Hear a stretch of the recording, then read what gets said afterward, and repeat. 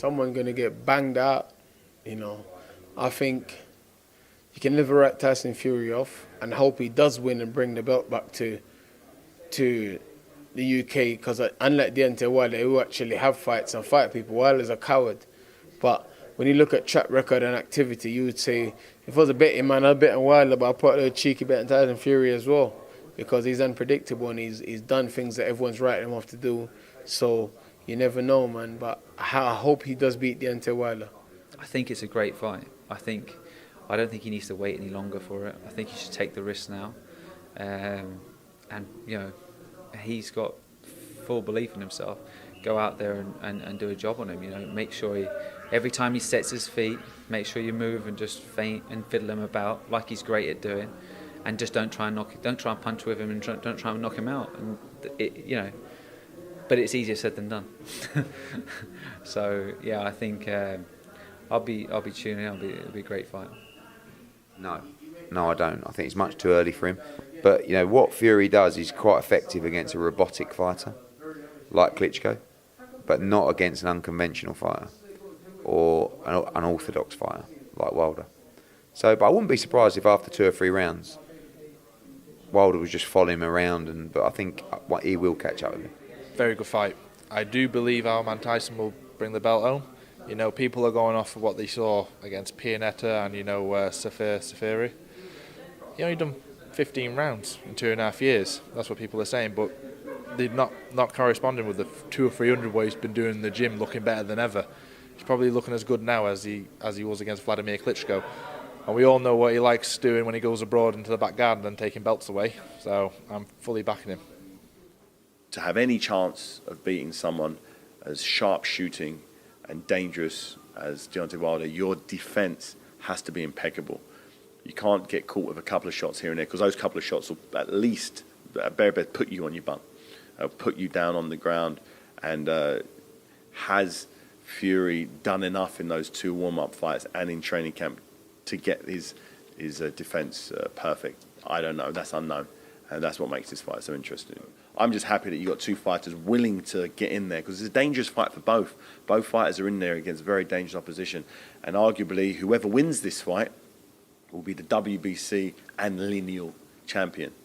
And then looking at fighting AJ, who has the WBC, WBA, WBO and IBF titles, you've got yourself a truly undisputed champion of the world, which hasn't happened, probably not since I was alive anyway.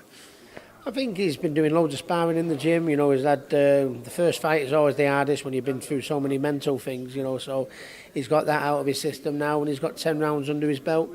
I think while he's got the desire and the hunger in him, and he's on the straight and narrow, and he's knuckling down, and he's doing all this, I think, Tyson's not the one. Tyson doesn't want 3 or 4 warm-up fights.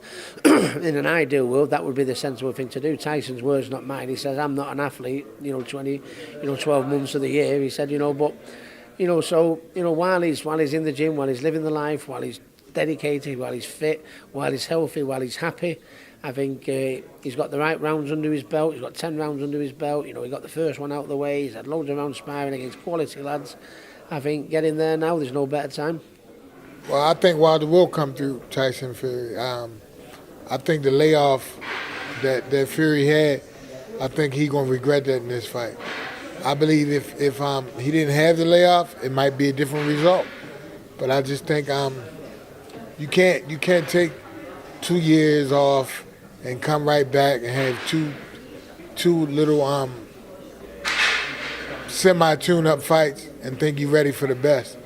I think he's going to regret fighting Wilder, and I think it's going to be a 9th, 10th round stoppage.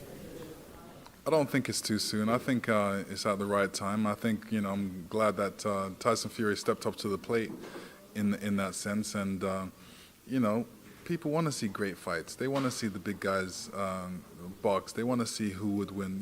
This is the era of let's find out. Let's put these guys together. Let's see who the champion is. This is what the fan wants to see, so it's important. I really do fancy him for this fight. And why I fancy him? Because he fancies it. He's been looking good in sparring. He's happy. He's content. So hopefully now we're going to get a result out of it. It's not going to be easy. He's come back with two two fights on a comeback trail. You know, they were what they were. I mean, we're not going to kid anyone. There were two fights that he had, two knockover jobs, but he's back now and he's come back. It's the acid test. Now he's in there and see what he's got. He's not an old man. He's just turned 30. He's not got miles on the clock. It's not like he's been involved in wars. He's been dragged down into the trenches because he's been too smart for anybody to do that to him. So I think, for me, I think he's got a tremendous, tremendous chance of bringing that title back to the UK. I have to go with Wilder because he's a world champion, WBC world champion. He's been active. He's just come off this very good win. I was very impressed with his win over Ortiz.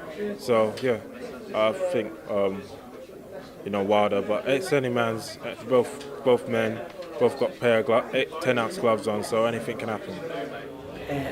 I think I'm not convinced about Tyson Fury. I saw his two return fights. I know his technique is to befuddle you, to confuse you, to make it awkward and to outpoint you. And if you get frustrated and tired, he can take you out. He was reasonably quick against his last opponent, but I think the jump from there to fighting someone like Deontay Wilder is a very exaggerated one, and it's a dangerous one.